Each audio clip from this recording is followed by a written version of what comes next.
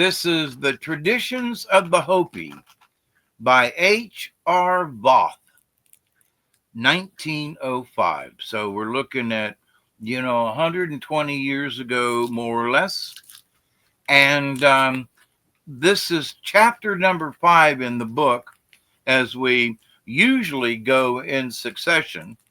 And the name of this story is The Origin of Some Oraibi Clans.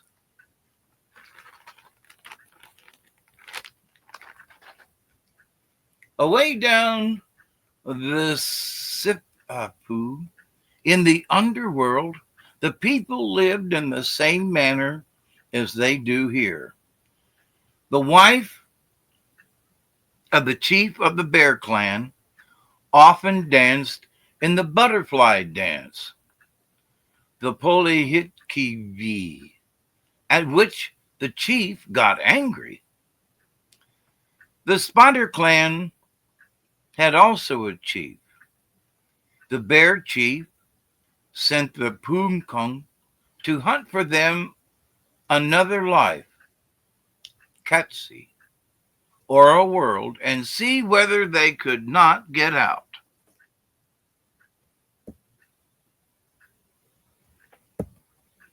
He was so angry at his wife's participating in the dance, fearing that she would be led astray, that he wanted to go away and leave her. Pukong and his younger brother, Balungahoya, went in search of another world, and when they returned, reported that there was an opening right above them. Pukong had reached it by means of a reed on which he had spit and thus made it strong. The chief said, as they were still dancing the butterfly dance, they would move in 4 days. After 4 days, they were still dancing, and the chief said to someone that he would not tell his wife anything, but try to find another wife. So he left, being accompanied by Pukong and Balaungayahoya, the polis, still dancing wildly. They started and went out. Pukong first, and then Balungayahoya, and then the bear clan chief, who was followed by the spider clan chief. Then the bear clan people, the spider clan people, and after them, many other people came out. When many were out, the bear chief closed the opening. When they were out, the chief said, "Well, what now?" They were in the dark yet, the entrance, however, being closed. The chief sent the eagle, who flew around hunting an opening or light. He returned, and the chief asked, "Ta'um hinawoti." "Well, I found an opening and made it more light, but it is very hot high up yet. Send another one." So the chief sent the buzzard, Wikoko.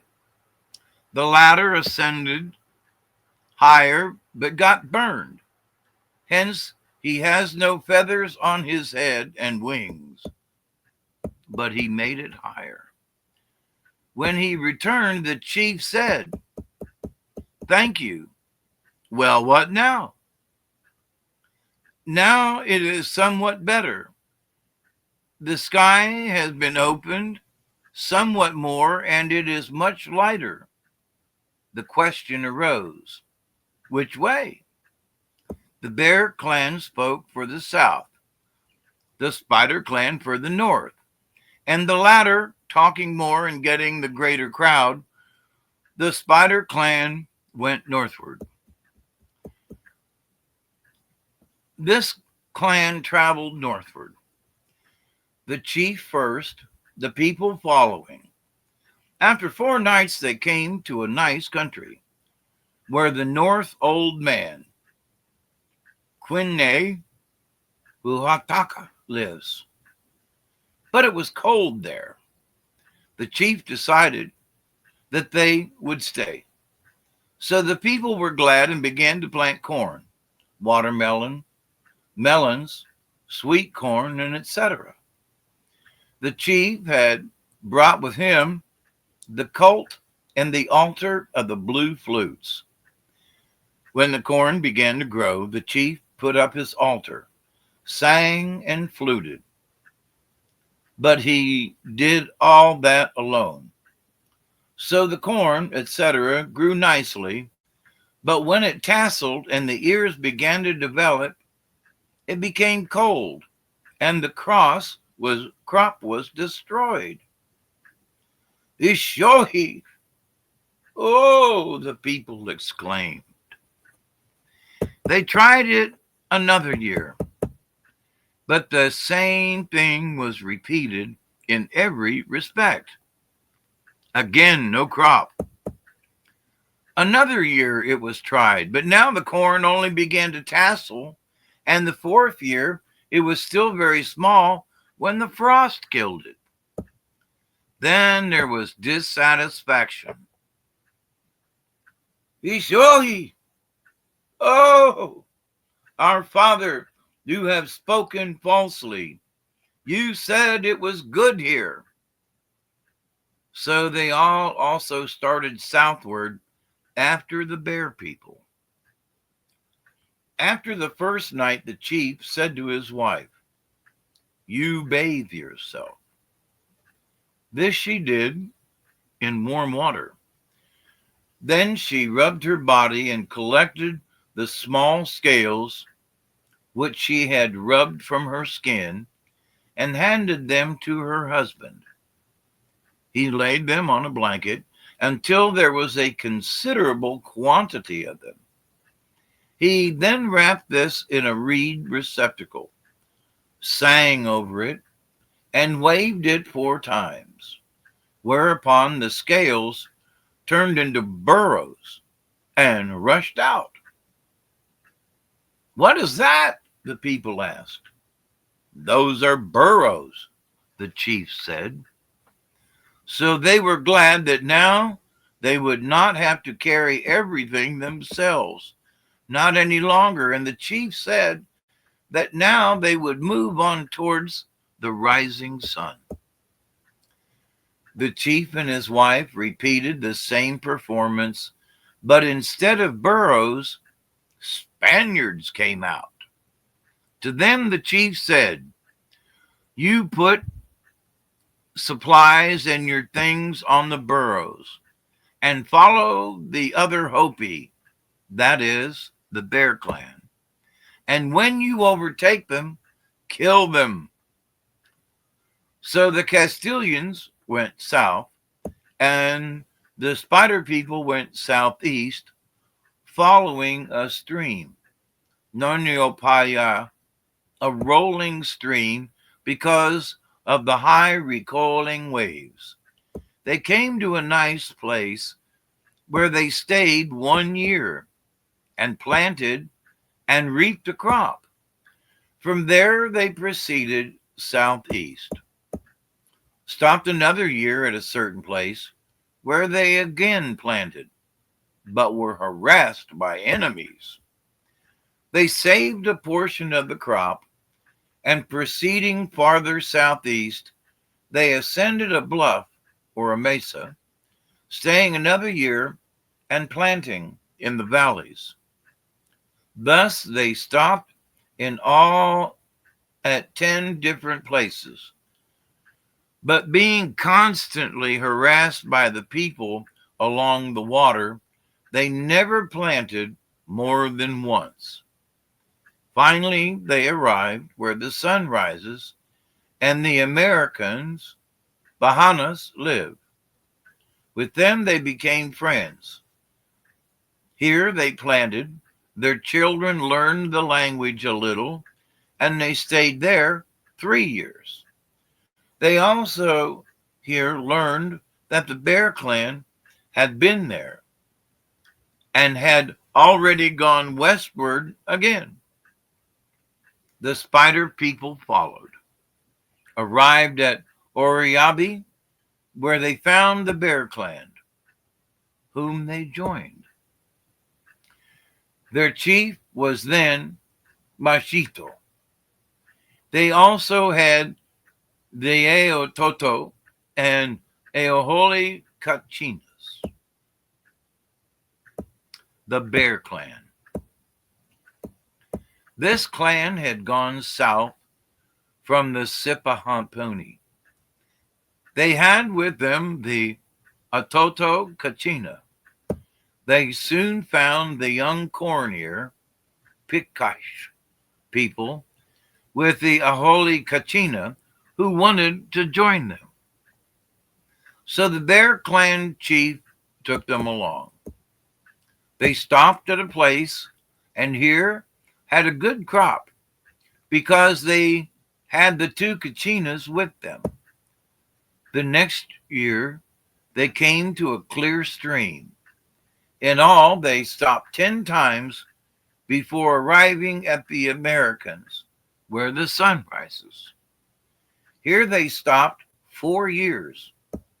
Their children learned a little English.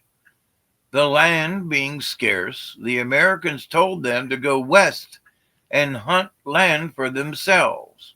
And if anybody would be bad to them, Nukpana, and cause their children to die, they, the Americans, would come and cut the Nukpana's heads off.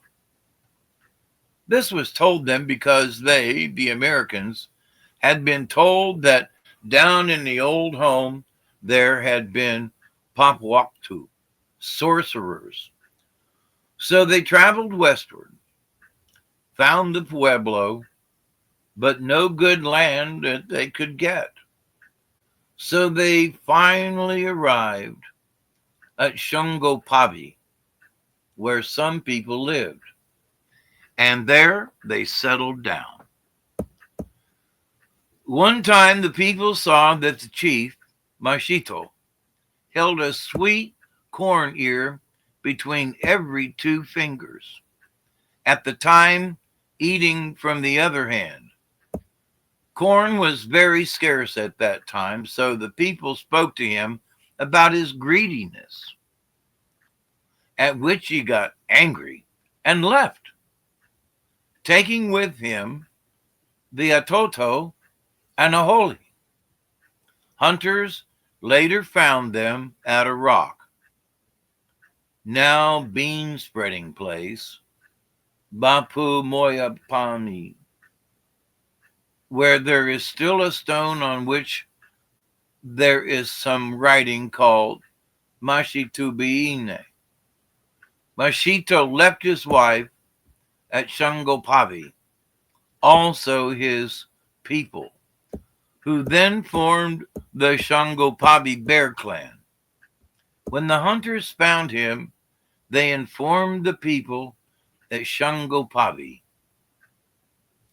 Some went there to get them back, but Mashito would not listen to them. Then his wife went to him, but he would not listen to her either. So they left him. Mashito took a big stone and went with them for some distance to make the landmark between Oraibi and Shungopavi.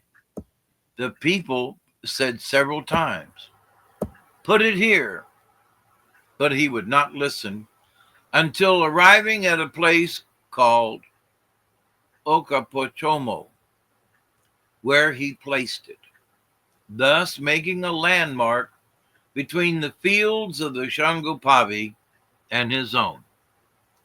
Then Mashito and the 2 Kachinas went up the Oraibi Mesa, where they remained. Later, the spider people arrived. Mashito asked about their wanderings, and they told him. He wanted to know why the corn would not grow, although they had a flute cult. The spider clan chief accused the North Old Man. Mashito then said, "All right, you may live here, but as your cult does not seem to be effective, you watch the sun for me, and when he has arrived at his south limit, you tell me, and we shall have the soil ceremony. Also, your putabi does not seem to have been good, so I want you to make my kind of putabi." After the matter had been settled between Mashito and the Spider Clan chief, the latter's people came up. Among these were also the Lizard Clan, to which the Sand Clan was related. These names were given to people while wandering. One would find and see something, perhaps under peculiar circumstances, and be called after it. The lizard people were also asked what they knew, and when they said the Maru cult, they were also permitted to stay, but were requested to cooperate in the soil ceremony. For that reason, Pungna Osomi Si, who is of the Bear Clan and the village chief, now makes the Puhu road in the night of the Marau ceremony from the Nazi at the south end of the Kiva towards the rising sun. The rattlesnake of the Tuok clan also came with the Spider Clan to Oraibi, but it is not known how or where this clan became a part of the Spider Clan. The Badger people understand medicines, hence they prepare the medicine, for instance, charm liquid for the flute, snake, marau, and other ceremonies. Another Badger clan and the Butterfly Puwal came from the Kishawu. These brought the Pawamu and the Kachina cult. The Divided Spring Batki clan came from where the sun rises. They came to the village of Oraibi and arranged a contest at Mayuvaki, where each planted corn. The blue flutes, sweet corn. The others, upakayo, over which they played the whole day. The sweet corn grew first, and so the blue flutes to this day go to the village in the processions and etc. First closing the well, the bhakti, on the plaza. Later, the drab flutes, the masitalantu, had to throw their meal, molas and etc., from a distance to the warrior Kelhetaka of the Kakwalantu, who put them into the well in the booth for them. Thus ends chapter 5. The next chapter for next week is the snake myth. And that's how we're going to end the storytelling for tonight, ladies and gentlemen. And that was from the Traditions of the Hopi from H.R. Vaught. Remember, that was in 1905.